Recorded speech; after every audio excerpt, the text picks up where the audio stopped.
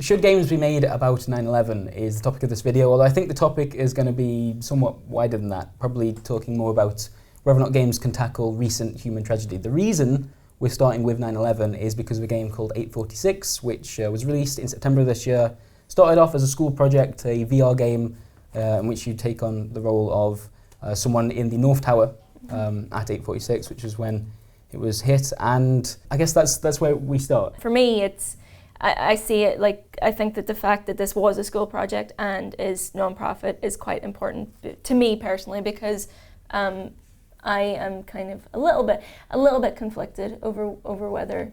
I think the fact it's a school project is important in terms of the fact that it's not that good. It's not a very good game. No. It doesn't see. I would say its heart seems to be in the right place. Yes, I would agree with that. But I don't think it's a particularly successful. So it's quite inert. It doesn't really capture the things which you would expect something like this to capture. There's no real sense of drama, or actually no real sense of place, which is what you think a VR game, the strength of a VR game about this subject would be.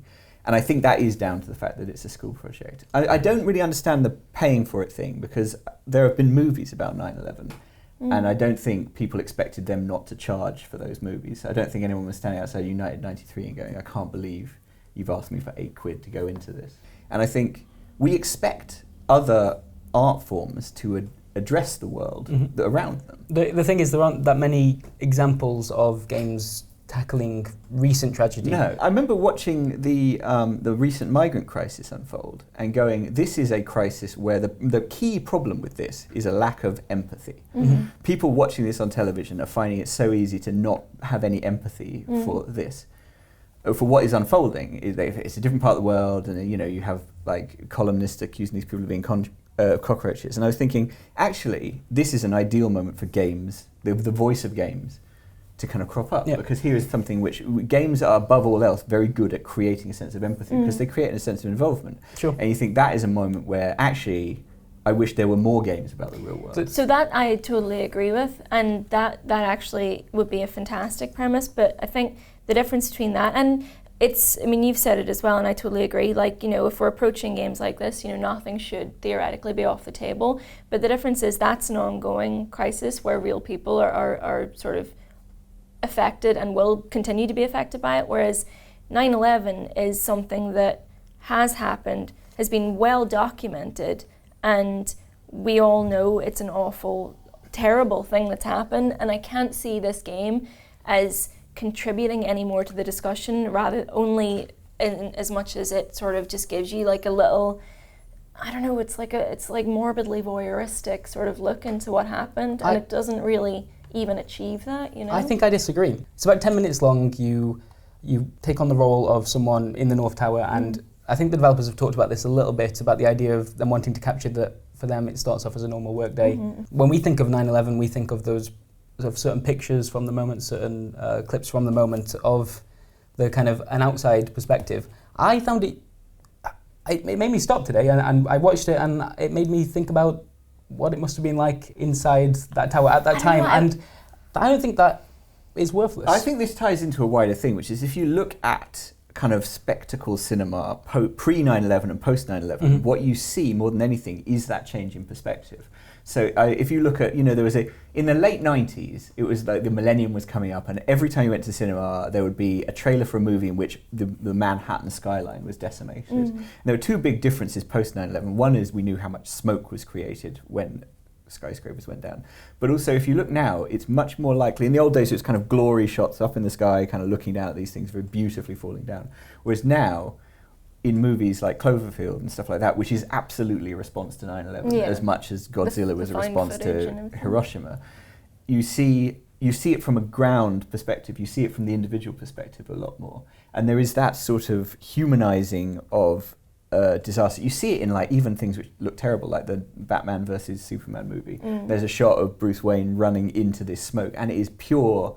That shot would not exist if 9/11 hadn't happened. It's absolutely a response to seeing tragedy from a more human perspective. And I think that's what 846 is reaching for. I agree. I don't think it's not an excellent example. It does look like a school project. Yeah. But I don't think this has been created to cause No, controversy. No, Heart's I in the right don't think, place. and I do agree that its heart's in the right place. But even just watching the walkthrough, the very fact that it conformed to very, and maybe it's just a problem with the execution, but the fact that it conformed to very basic sort of gamey tropes, like, you know, you have to hand over the disc and then you have to, the door's locked, so we need to find a different way out. The very fact that it was sort of staged as a game was I found very distasteful. I don't find the gaminess of the problem. I think the problem is that they hadn't found a way to make the game harmonious with the subject. It was essentially a sort of survival horror nonsense thing. But I don't think there's a problem with turning real events into a game if you can find a way to make the game illuminating. And so recently there was the Slave Tetris thing, which was taken off Steam. It generated a lot of, that's right. So it was part of a wider package. And it was meant to teach people about the realities of the slave trade. And there was a level in it in which you were a slave trader and you had a ship and you had to pack your people into the ship as economically as possible.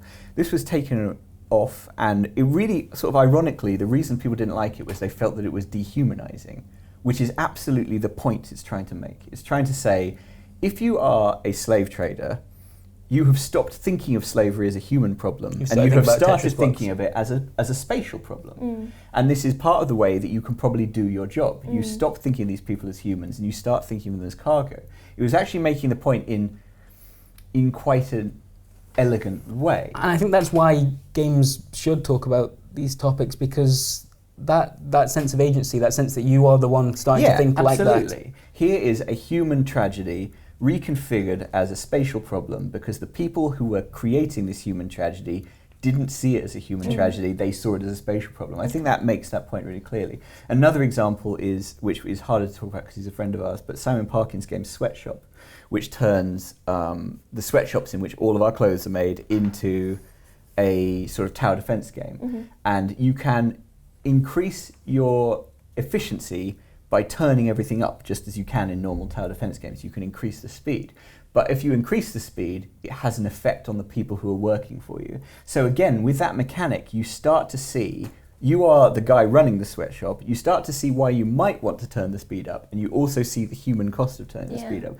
And I think that's the case. This game, the 9/11 game, doesn't do this. But that is a case where I think, actually, I don't find that game element distasteful. I think that game element is brilliant. Well, because that's adding to your point. Yeah, exactly. Yeah. I think that's the problem with this game, is that it doesn't deal with what it's talking about. It's just depicting it, and in doing that, it's just giving people a vicarious thrill, I think. So it's worth noting on that point that the developers themselves don't like calling it a game. I think they refer to it more as an experience, which is interesting. Game is an odd word because you often think about playing games. You're playing it, yeah. And playing is just, I don't know, it doesn't quite mesh with the idea of experiencing a disaster like that. There is a moment where these things become so ingrained in the set images that it is worthwhile returning, for some people, returning to the human truth of it. Yeah. After we talked about this yesterday, I looked up the reviews of United 93, which someone on our staff had suggested was a voyeuristic kind of thrill ride about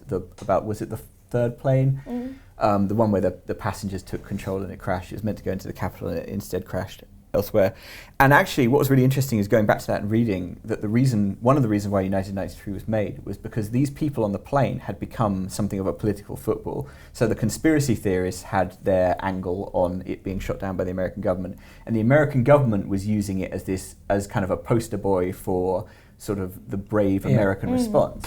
And Greengrass, the director, wanted to actually get at the human truth of it. Right. So I think there are reasons for returning to things which seem voyeuristic and which certainly have a voyeuristic element. Yeah.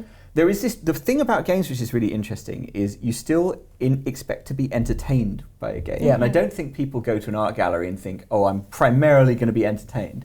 And I don't think they read like the latest Booker Prize winner and go, primarily this is an act of entertainment. And I don't even think they go to the cinema. Like, I mean, I went to see The Unknown Known recently, which is a great movie, and I didn't go for the lols. Do you know what I mean? Yeah. And I think there is that sense with games we do still seem to, the art element and the entertainment element, which often converged and often completely interlinked anyway. We do still seem to think that games they have to be some kind of frivolous. What is the most important thing then if developers are thinking about tackling something like that? Is it that their heart has to be in the right place? Is it like that they have a point that they're trying to make? I think a point you're trying to make is a good thing. But I think that's the same regardless of whether they're dealing with a real life thing or not. I wish the people who made Uncharted had a point in. But I mean, that's the thing. Like, so what, these guys doing their student project could have made it about a fictional event, couldn't they? They could have made it about something exactly the same, but changed the locations, changed the names, changed... But I think they were trying to return to this specific event and make you see it a different way. Mm-hmm. So I don't think it would be the same, I don't think it would have the same impact if they made it a fictional event. I don't think it has that much impact because I think they fumbled it, but I think it would have even less impact if it was a fictional event. I don't see them as doing anything wrong by returning to something that actually happened. To try and, I guess, answer the question that we started with, I think we're all in agreement that games can talk about 9/11 and recent human tragedy. There are going to be different levels of success there, and it's going to make us feel uncomfortable, which isn't necessarily a bad thing. Art should make you feel. I wish a few more games push your buttons. Tried that. Watching that video, it made me feel uncomfortable in, I think, the wrong way, not the way in which they intended it. Because I think I can totally understand that, and I feel it as well. Because they fumbled it. I think. They fumbled it because it was a school project. I still appreciated it. I took something away from that experience. Yeah, definitely. I think games have this, like the reason we're excited about games is because they are powerful. They have power, and it is nice to see it's vital to see the way this power explored in different ways. I try and kind of like pull it back and say, okay, well, say that this was a VR experience that was about the Troubles in Northern Ireland. I had family members who were directly involved in Bloody Sunday. How would I feel if this game was about that? And putting it in that perspective, I'm like, well, I think it would be important for people to see that and to remember that. But it all depends on how it was done. So I think that's the answer. That's the answer. Today we've got things like day one patches, bug fixing, games that come out in early access, major updates later down the line. Yep.